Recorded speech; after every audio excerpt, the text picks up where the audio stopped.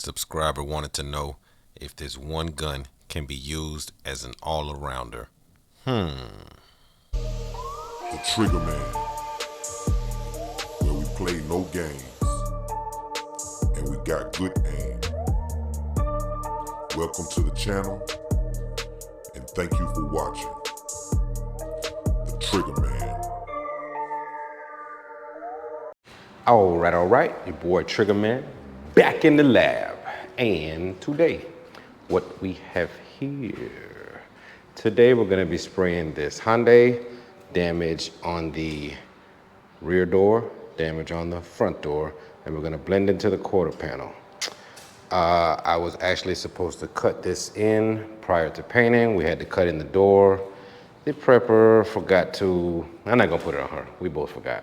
But I'm gonna have to address that after the job is done. So all of you guys with the eagle eye, I'm aware, okay?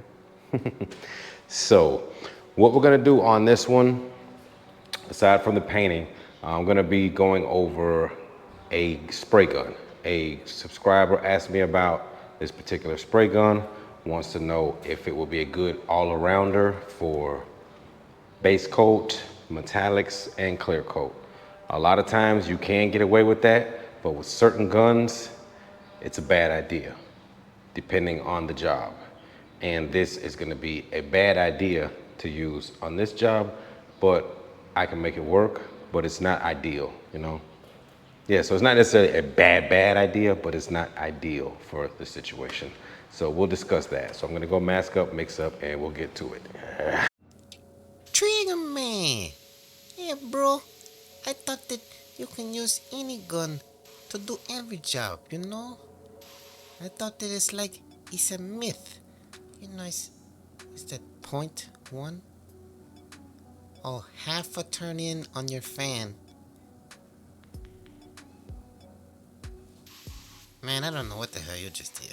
Anyway, man, I thought that you can use any gun for any job. You know, like, I know they sell them like base coat gun, clear coat gun, but I always see a lot of painters say that's nonsense. You can use any gun for any job. So, I don't know. Yeah, maybe you can explain this a little better, cause you know it get mixed reviews, man. When I be watching so much channels, man, everybody got their own different thing, bro. All right, so hopefully this will be a good one. Hopefully you get some information for me. Spray on, brother. Spray on. Okay, so this is the spray gun that the subscriber asked me about. It's the Segola 3300 GTO. Okay, he did not specify on a cap or anything. He just mentioned the gun. I'm going to be spraying this at 4 and 4 is 18 psi. Okay, he did not specify the gun, which cap. For me, I use the Tech, I believe it's called, the Tech Air Cap, which is more suitable for clear coat. Okay, thing is, with these guns, a lot of guns are designed for a specific application. Yes, you can use any gun and get any job done. We all know that. But certain guns will make it more challenging. Like saying for this metallic job, this gun with this cap would not be ideal for this situation. Yes, you can make it work, but to an inexperienced painter, it's always better you get a gun that's a little more versatile, like a hybrid gun. 4 and 4 18, still 18 psi. Like a lot of these guns, like the Innocraft Drizzle D1, the Black Widow, a lot of these guns, they're just made like right in the middle where you can kind of do everything.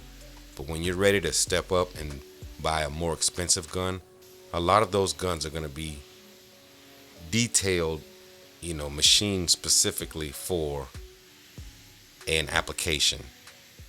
So like, say, the Seder Jet, you know, they have the HVLP guns. Those are for your base coats, your metallics. The HVLP will allow those metallics to distribute more even. They'll lay down better. Your blends will be better versus using the RP Seta Jet, which is made to atomize, high atomization. You don't want high atomization when you're spraying metallics.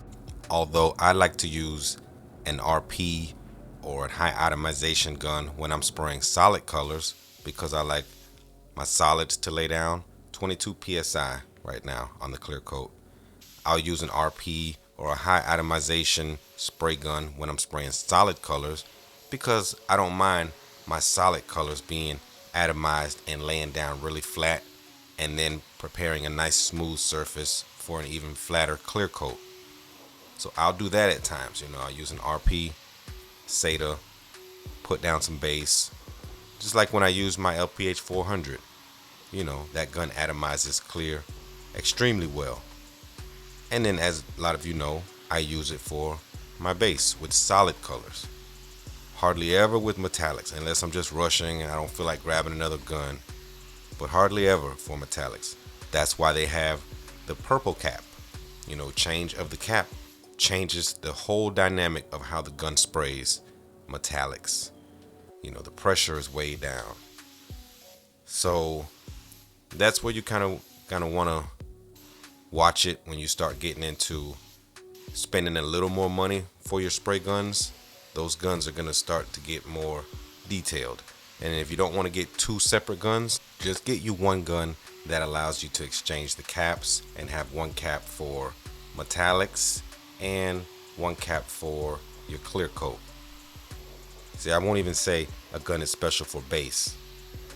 Metallics, that's where it becomes a challenge for you. And if you're not that experienced in adjusting the guns, the techniques, the pressures, you'll run into problem. It's just really, you're just swimming upstream, going against the grain. Back in the days, there was only one gun for everything. Back then you had to really know how to manipulate the gun, spray your metallics, spray your clear coat. Those guns didn't atomize as good as these guns do nowadays. So back then you really had to know how to spray your metallics. You had to know how to flow your clear, make your clear wet.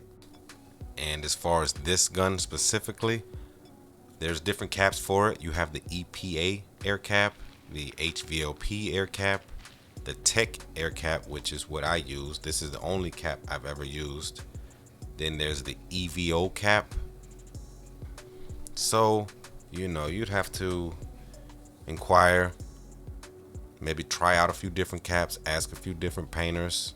I've only used this air cap with it, and I know this cap atomizes extremely well. Too good for metallics in the hands of an inexperienced painter. So, hope that helps the guy out. Hope it helps some of you out. Just something to keep in mind.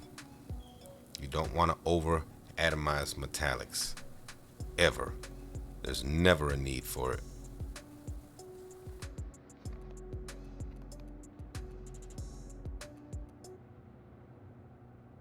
All right. We got it done. This is what we're looking like. There's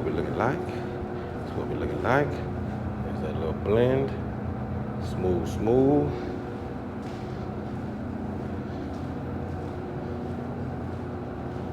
Looking good. Not too bad.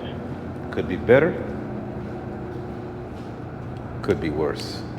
So we're okay with that. So that's what we're looking like, man. We get out in the sun a little later, take a peek and see what we got. Okay, so here are the finished results out in direct sunlight.